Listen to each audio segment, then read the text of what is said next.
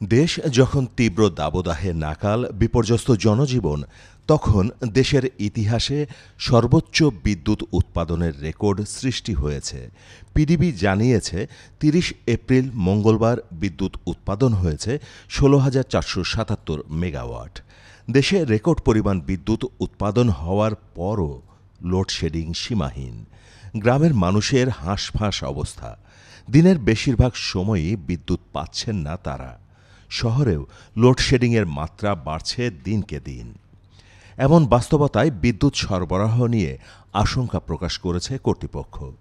কারণ হিসেবে পিডিবি বলছে, সুদবিহীন ব্যাংকিংয়ে আত্মশুদ্ধির পথ এনআরবিসি ব্যাংকের ইসলামিক ব্যাংকিং আল আমিন। চলমান দাবদাহে বিদ্যুতের চাহিদা অস্বাভাবিক হারে বেড়ে গেছে। অপ্রয়োজনে বিদ্যুতের নানামুখী ব্যবহার করছে মানুষ। তাই তো বিদ্যুৎ ব্যবহারে সাশ্রয়ী হওয়া ছাড়া অন্য কোনো উপায় নেই। নির্দেশনায় বলা হয়েছে, রাত ৮টার পর শপিং মল ও বাণিজ্যিক প্রতিষ্ঠান বন্ধ রাখুন। নিম্নহারে বিদ্যুৎ বিল সুবিধা প্রাপ্তির লক্ষ্যে দোকান, শপিং মল, পেট্রোল পাম্প ও সিএনজি স্টেশনে অতিরিক্ত বাতি ব্যবহার থেকে বিরত থাকুন। সরকারি নির্দেশনা অনুযায়ী হলিডে স্ট্যাগারিং প্রতিপালন করুন। এসির তাপমাত্রা ২৫ ডিগ্রি সেলসিয়াস বা এর ওপরে রাখুন।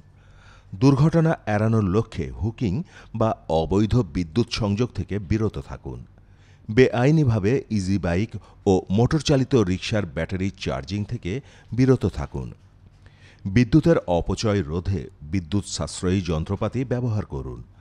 অস্বাভাবিক চাহিদা সামাল দিয়ে তীব্র দাবদাহের মধ্যে নাগরিক জীবনে স্বস্তি দিতে বিদ্যুৎ ব্যবহারে সাশ্রয়ী হওয়ার জন্য দেশবাসীর প্রতি আহ্বান জানিয়েছে সরকার।